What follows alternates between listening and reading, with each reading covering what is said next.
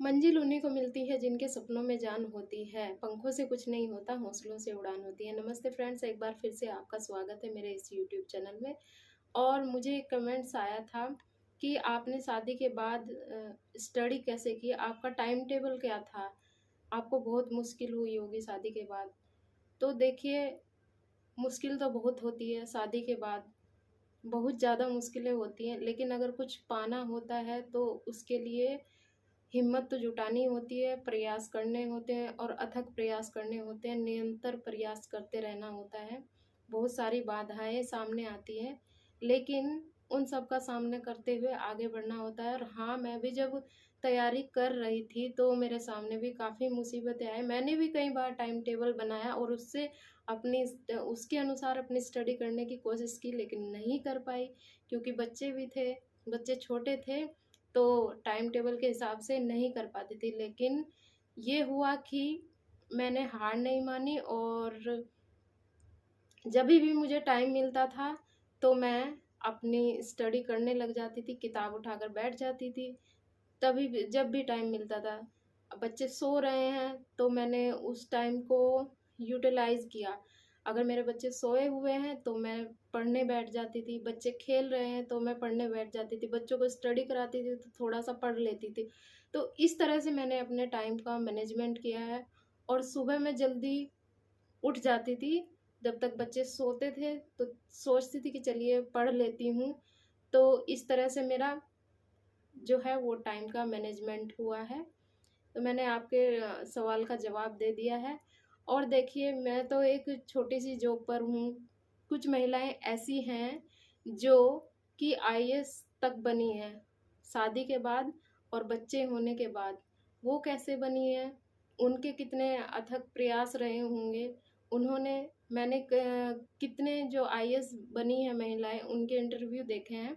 तो उन्होंने जब अपनी स्टोरी बताई है और उन्होंने ये बताया कि हम लगभग 1-1 साल तक अपने बच्चों से दूर रहकर हमने स्टडी की है, तो फिर हम तो अभी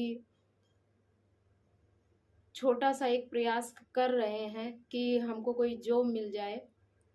तो उनका देखिए, उनका कितना ज़्यादा वो रहता है कि हाँ, उ इतना बड़ा उनका टारगेट होता है और उसको वो पा लेती हैं। तो कितना प्रयास करती होंगी, उसके पीछे कितनी दृढ़ इच्छा उनके रहती होगी कि हाँ, हमको आईएएस बनना है और अपना टारगेट पूरा करना है, अपना लक्ष्य पूरा करना है और वो कर भी लेती हैं।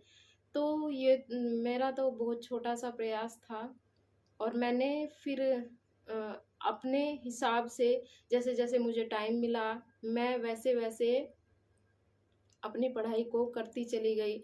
यहाँ तक कि मैं खाना बनाती थी तो अपने मोबाइल को या फिर अपनी किताब को मोबाइल को अपने रख लेती थी सामने स्लेब पर और उसको सुनती रहती थी, उसे रिकॉल करती रहती थी। जो मैंने पढ़ा है उसको मैं दोबारा रिकॉल करती थी, तो इससे मुझे बहुत ही हेल्प मिली है मेरी स्टडी में।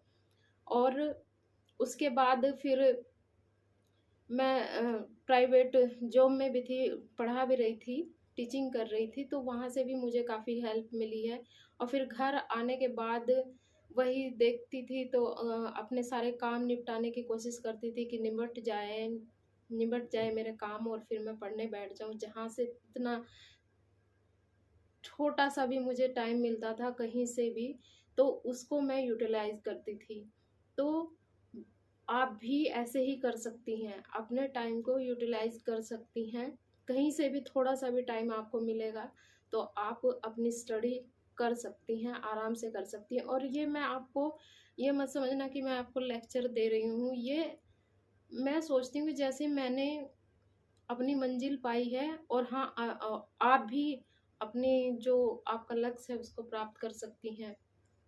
तो इसको ये मत सोचना कि हाँ, ये हमको सिखाने बैठ जाती है। नहीं, मैं सोचती हूँ कि मेरी बहनों को और जो जिनकी शादी हो जाती है उनको एक मोटिवेशन मिले। मेरी ये जो वीडियो है, मैं अपनी वीडियो या मेरी स्ट्रगल स्टोरी है जो मैं बताती हूँ, उससे किसी को हेल्प मिले तो मुझे बहुत खुशी होगी। तो आप अपना प्रयास करते रहिए, आपको सफलता ज़रूर मिलेगी। तो मिलते हैं नेक्स्ट वीडियो में, तब तक के लिए धन्यवाद। नमस्ते।